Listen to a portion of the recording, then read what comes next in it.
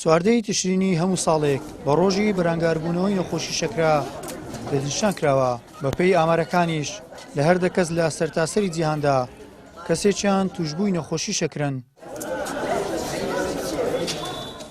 نەخۆشی شەکرا بەیەکێک لە نەخۆشیە درێژخایەنەکان هەژمار دەکرێت و بەپێی ڕێنماییە پزیشکیەکان پێویستە نەخۆش بۆ خۆپاراستن چەند ڕێگەیەکی جۆراجۆر پەیڕەو بکات تاوەکو لە کاریگەری و مەترسیەکانی ئەم نەخۆشیە دوور بکەوێتەوە. تەنها کەسانی تەمەن گەورە و بەساڵاتچوو تووشی نەخۆشی شەکرە نابن، بەڵکو بەشێک لە منداڵانیش جیرۆدەی ئەو نەخۆشیەن. من تەمەنم 12 ساڵە. یەک سارە تووشی نەخۆشی شەکرە بوومە لە خەستەخانەی لەیلا قاسم دەرزی و شت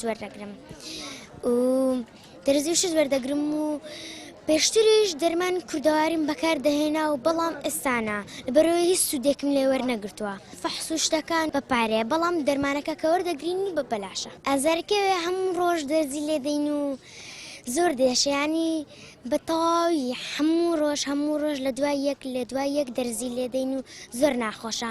ئێستا من وەختە قۆڵم تەقە لەگەڵ دەرزی 12 ساڵ دەبی ئەوە هاتوێرکوانە دەکەم و دەبی چەند خەستخانەی بکەینە تا عیلاجی وەردەگرن. لە نەمامزاوای نمایە ئاعیلات ئەو خستخانەکان قەپات کرد دەبی چەند خستخانەی بکەینە تا عیلاجی وەردەگرن. ئەگە بکڕین ئەریوەڵا گرانە هەم بە 50,000 بە 40,000 و لۆمان دەرناین. ئاریوەڵا زۆرە ئاریوەڵا ئەگە لە خستخانەکە وەرنەگرین ئەریوەڵا زۆرەکە. وەڵاهی ئەوجا ئاسانکاریمان لێ بکە و تا دەرمانی باشمان لێ بکەوە دەرێنی خستخانەکان بەکەلک نایە خستخانەکان بەکەلک نایە. هیچ ناخۆین بەخوا هەوا هیچ بمەوەسی خصوص ساڵە سوکەریمە بەخوای هەر زعیفی دەما دەێن دەرزی لێمەدە و زعیف دەبی هەستکە دەستێنی گوتم مادەم قەلبم پێخۆشە هەر لێ دەدەم. بەڕێوەبەری سەنتەری شەکری هەولێر باز لەوە دەکات بەپێی توانە دەرمانیان بۆ توشبوانی نەخۆشانی شەکرا بۆ دابین دەکرێت. ئەمە لە کاتێکدایە بەهۆی کەمی دەرزی و دەرمان لە هەرێمی کوردستان بەشێک لە توشبوانی نەخۆشی شەکرە دەڵێن ناچارین لە دەرەوە بە نرخێکی گران دەرمانەکان بکڕین و بەشێکیش لە توشبوانی شەکرا بۆ وەرگرتنی چارەسەر سەردانی دەروی وڵات دەکەن.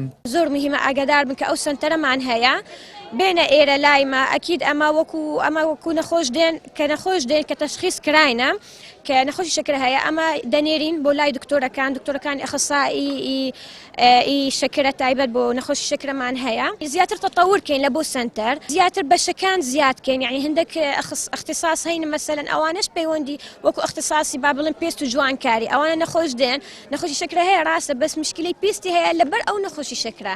فیعنی و مەقسەدم وەکو نمونە یعنی ئەکید حەزمان لێ زیاترکەین ئاسانکاری زیاترکەین بەو نەخۆشەکان.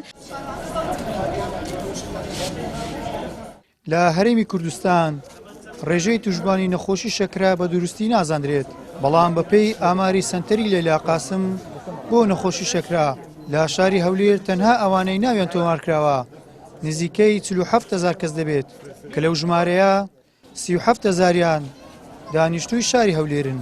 تەنها بۆ ئەم ساڵیش 1925 هاوڵاتی لە شاری هەولێر وەک توشبووی نەخۆشی شەکرا تۆمارکراون کە لەو ڕێژێش 72یان منداڵن. گەیلان سابیر، کەناڵی ئاسمانی پەیام، هەولێر.